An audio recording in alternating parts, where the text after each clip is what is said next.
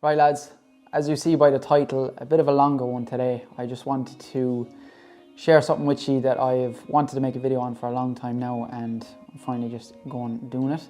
So I wanted to share my experiences with my binge eating disorder that I had over the last couple of years. Now, it's not something that I still deal with to this day, but it is something that I did deal with for a good portion of my teenage years. And for anyone out there that is going through something like this at the moment, I just wanted to share my thoughts on it and maybe help you out with it and just, leave it off my chest. It's something that I wanted to talk about for a long time. And if there's anyone else out there, always come to me, kind of have a chat about it. It is something that I know that I am not the only one that has dealt with it before, but now I've come out the other end and it's not something that I have to worry about anymore, because it can be a lonely place and it can be something that you feel you're the only one that is dealing with it. But like anything, there's probably thousands and thousands of other people who are dealing with it as well. It's just you don't know about it. So it all started off really back when I was 12 or 13. Now, that being said, I'm 20 now, so that is a long time ago, but these are things that can last a very long period in your life. And the reason why I started was because I was a very overweight child. If you've known me since I was a child, I was very overweight, moving into secondary school then, obviously very heavy as well. But I started to obviously get into the fitness side of things and get into the gym side of things. And I was playing rugby at the time, and I was a little fat fella running around the rugby field.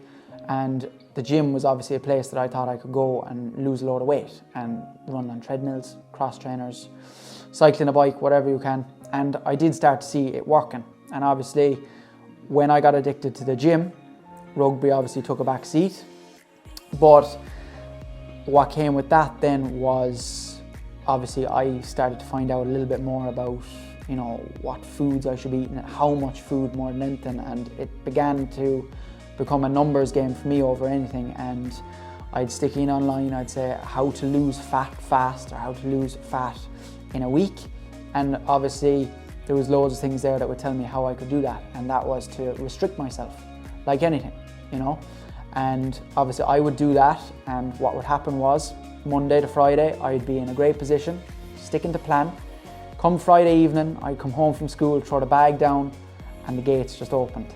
All right, and 1 or 2 weeks this was fine. I'd get back on track, and then Monday to Friday I'd be absolutely fine. Come the weekend again, gates would open, and I was just, all I could think about was my next meal, the next bit of food that I could get in my mouth. And to be honest, it really did take over my life.